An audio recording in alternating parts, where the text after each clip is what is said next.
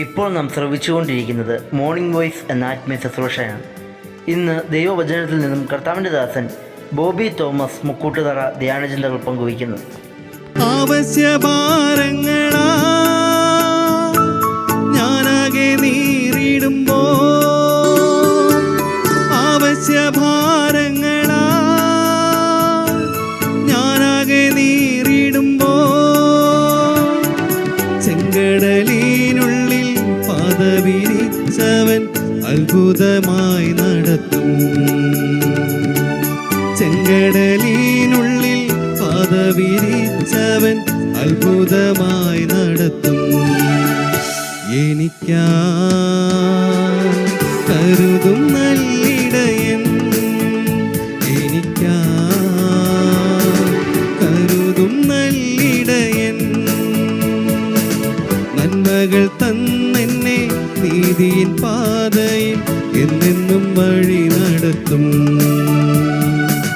നന്മകൾ തന്നെന്നെ നീതിയിൻ പാതയിൽ എന്നെന്നും വഴി നടത്തും. മോർണിംഗ് വോയിസിലൂടെ എന്നെ ശ്രദ്ധിക്കുന്ന എല്ലാവർക്കും സ്നേഹവന്ദനം അറിയിക്കുന്നു. ഒരു വാക്യം വായിക്കട്ടെ. കൊരിന്ത്യർക്ക് എഴുതിയ 2 ലേഖനം 12 അധ്യായം അതിൻ്റെ 7 വാക്യം. വെളിപ്പാടുകളുടെ ആധിക്യത്താൽ ഞാൻ അതിയായി നിഗളിച്ചു പോകാതിരിപ്പാൻ എനിക്ക് ജഡത്തിൽ ഒരു ശൂലം തന്നിരിക്കുന്നു. 8 വാക്യം. അതെന്നെ വിട്ട് നീങ്ങേണ്ടതിന് ഞാൻ 3 വട്ടം കർത്താവിനോട് അപേക്ഷിച്ചു. പ്രിയരെ, നമുക്ക് വളരെ പരിചിതമായിരിക്കുന്ന ഒരു വേദവാക്യമാണ് 12 അധ്യായം അതിൻ്റെ 7 വാക്യം. ജഡത്തിൽ ഒരു ശൂലം പൗലോസിന് നൽകിയിരിക്കുന്നു. നമ്മുടെ ജീവിതത്തിൽ അനേക കഷ്ടതകളും പ്രയാസങ്ങളും ഒക്കെ കടന്നു വരുമ്പോൾ അതിനോട് എങ്ങനെ പ്രതികരിക്കണം എന്നത് അപ്പോസ്തലനായ പൗലോസ് ഈ വാക്യത്തിലൂടെ ദൈവാത്മാവിനാൽ നമ്മെ ഓർമ്മപ്പെടുത്തുകയാണ്. ജീവിതത്തിൽ കഷ്ടതകളില്ലാത്ത ആരും തന്നെയില്ല. എല്ലാവരുടെ ജീവിതത്തിലും ഒന്നല്ലെങ്കിൽ മറ്റൊരു പ്രയാസവും പ്രശ്നവുമൊക്കെ ജീവിതത്തിൽ കടന്നു വരാറുണ്ട്. അങ്ങനെയൊക്കെ ജീവിതത്തെ ആഞ്ഞടിക്കുമ്പോൾ നാം എങ്ങനെയാണ് അതിനോട് പ്രതികരിക്കേണ്ടത്? കഷ്ടതയുടെ നടുവിൽ, രോഗങ്ങളുടെയും പ്രശ്നങ്ങളുടെയും നടുവിൽ നമുക്കുണ്ടാവുന്ന ചില പ്രതികരണങ്ങൾ ഞാൻ ഈ പ്രഭാതത്തിൽ നിങ്ങളുമായിട്ട് പങ്കുവയ്ക്കട്ടെ. ഒന്നാമത്തെ പ്രതികരണം എന്ന് പറയുന്നത് ഇവിടെ പൗലോസിൻ്റെ പക്കൽ നിന്നുമുണ്ടായ പ്രതികരണം തന്നെയാണ്. 8 വാക്യത്തിൽ നാം വായിച്ചു, അത് നീങ്ങിപ്പോകേണ്ടതിന് 3 വട്ടം കർത്താവിനോട് പ്രാർത്ഥിച്ചു. നാമും അങ്ങനെ തന്നെയല്ലേ? നമ്മുടെ ജീവിതത്തിൽ എന്തെങ്കിലും ഒരു പ്രയാസം സംഭവിക്കുമ്പോൾ നമ്മുടെ ആദ്യത്തെ പ്രതികരണം അത് നമ്മുടെ ജീവിതത്തിൽ നീങ്ങിപ്പോകുവാൻ വേണ്ടിയാണ്. ചില രോഗങ്ങളും പ്രയാസങ്ങളും ഒക്കെ കടന്നു വരുമ്പോൾ നാം അറിയാതെ തന്നെ സ്വാഭാവികമായിട്ട് പ്രാർത്ഥിക്കും, ദൈവമേ, ഈ പ്രയാസമൊന്ന് നീങ്ങിയിരുന്നെങ്കിൽ കൊള്ളായിരുന്നു, അങ്ങനെ നീക്കണമേ എന്ന് പ്രാർത്ഥിക്കുകയും മറ്റുള്ളവരോട് നമുക്ക് വേണ്ടി പ്രാർത്ഥിക്കുവാൻ നാം ആവശ്യപ്പെടുകയും ചെയ്യാറുണ്ട്. അതിൽ യാതൊരു തെറ്റുമില്ല, അത് ആവശ്യവുമാണ്. എന്നാൽ ചില സമയങ്ങളിൽ പൗലോസിനോട് ദൈവം ചെയ്തതുപോലെ നമ്മോടും ചെയ്തേക്കാം. പ്രാർത്ഥനയുടെ ഉത്തരം ആ പ്രശ്നം നീക്കിക്കളയുക എന്നതായിരിക്കണമെന്നില്ല. നാം പ്രാർത്ഥിക്കുന്ന എത്രയോ കാര്യങ്ങൾ, നമ്മുടെ ജീവിതത്തിലെ പ്രയാസങ്ങൾ, ജഡത്തിലെ ശൂലങ്ങളായിരിക്കുന്ന അനേക കാര്യങ്ങൾ നമ്മുടെ ജീവിതത്തിലുണ്ടായിരിക്കാം. അത് രോഗങ്ങളായിട്ടും പ്രയാസങ്ങളായിട്ടും നിലനിൽക്കുന്ന എപ്പോഴും നമ്മെ വേദനിപ്പിക്കുന്നവയായിട്ടും ഒക്കെ ഉണ്ടായിരിക്കാം. എന്നാൽ അതിനോടുള്ള നമ്മുടെ പ്രതികരണം ഇത് നീങ്ങിപ്പോകുവാനാണെങ്കിലും നീങ്ങുന്നില്ല എന്നതല്ലേ? അങ്ങനെയെങ്കിൽ ഒന്നാമതായി നാം നമ്മുടെ പ്രയാസങ്ങളോടുള്ള പ്രതികരണം എന്ന നിലയിൽ മനസ്സിലാക്കേണ്ടത് അവയിൽ നിന്നും ഒന്ന് ഒളിച്ചു പോകുവാൻ, അല്ലെങ്കിൽ അത് ജീവിതത്തിൽ നിന്ന് പൂർണ്ണമായി നീങ്ങിപ്പോകുവാനാണ് നാം പ്രാർത്ഥിക്കാറുള്ളത്.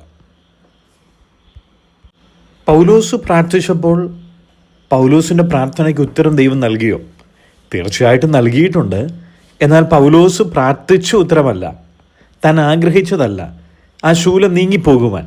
പല നിലകളിൽ ആ ശൂലത്തെക്കുറിച്ച് വേദപണ്ഡിതന്മാരൊക്കെ പറഞ്ഞിട്ടുണ്ട്. ചിലർ പറയുന്നു അത് തൻ്റെ കണ്ണിന് ബാധിച്ചൊരു പ്രയാസമായിരുന്നു. മറ്റു ചിലർ അതിനെ മറ്റു പല രോഗങ്ങളുമായിട്ട് ബന്ധപ്പെടുത്തി പറയാറുണ്ട്. സ്ഥിരമായി ഉണ്ടാകുന്ന മൈഗ്രെയിൻ ആണ് എന്നുവരെ ചിന്തിക്കുകയും പഠിപ്പിക്കുകയും ഒക്കെ ചെയ്യുന്നവരുണ്ട്. അത് എന്തു തന്നെ ആകട്ടെ, പൗലോസിന് വളരെ അസ്വസ്ഥതയുളവാക്കിയ ഒരു പ്രയാസമായിരുന്നു. എന്നാൽ ദൈവം അത് നീക്കിയില്ല എന്ന് നമ്മളിവിടെ വായിക്കുന്നുണ്ട്. അതെന്തുകൊണ്ടാണ് ദൈവം നീക്കാതിരുന്നത്? ഒരാൾ ഇങ്ങനെ പറഞ്ഞിട്ടുണ്ട്, യഥാർത്ഥമായും വിശ്വാസമുള്ള ഒരു വ്യക്തിക്ക് ഒരു പ്രയാസങ്ങളും ഉണ്ടാവില്ല. അങ്ങനെ ഒരിക്കലും ചിന്തിക്കാൻ കഴിയുകയില്ല. ഒരാളിങ്ങനെ പറഞ്ഞു, എബ്രായ ലേഖനം 11 അധ്യായം നോക്കുക, വിശ്വാസത്താൽ വിശ്വാസവീരന്മാർ ചെയ്ത പ്രവൃത്തികളല്ലേ അവിടെ രേഖപ്പെടുത്തിയിരിക്കുന്നത്. അബ്രഹാമും മോശയും ഒക്കെ ദൈവത്തിനു വേണ്ടി എന്തെല്ലാം കാര്യങ്ങൾ ചെയ്തിരിക്കുന്നു എന്ന് രേഖപ്പെടുത്തിയിരിക്കുന്നു. വിശ്വാസമുള്ള ദൈവജനത്തിൻ്റെ ജീവിതത്തിൽ യാതൊരു പ്രയാസങ്ങളും ഉണ്ടാവുകയില്ല എന്ന് ചിന്തിക്കുന്ന ആരെങ്കിലും ഉണ്ടെങ്കിൽ, പ്രിയരെ, എബ്രായ ലേഖനം 11 അധ്യായത്തിലെ 35 വാക്യത്തിലേക്ക് നിങ്ങളൊന്ന് കടന്നു വരണം.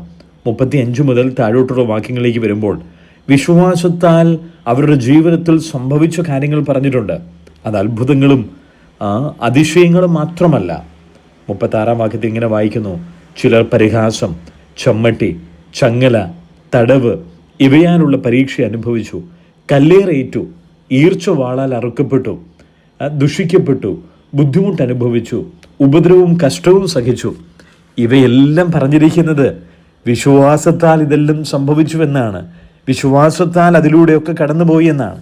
തീർച്ചയായിട്ടും നമ്മുടെ ജീവിതത്തിൽ ദൈവം അനുവദിക്കുമ്പോൾ അനുവദിക്കുന്ന കഷ്ടതകൾ, ജീവിതത്തെ ആഞ്ഞടിക്കുന്ന പ്രയാസങ്ങൾ, അത് നാം സ്വാഭാവികമായിട്ടും മാറിപ്പോകുവാൻ പ്രാർത്ഥിക്കുമെങ്കിലും ഇത് നമ്മുടെ ജീവിതത്തിൽ ഉള്ളതാണ് എന്ന് ഫിലിപ്പ് ലേഖനത്തിൽ നാം വായിക്കുന്നുണ്ട്.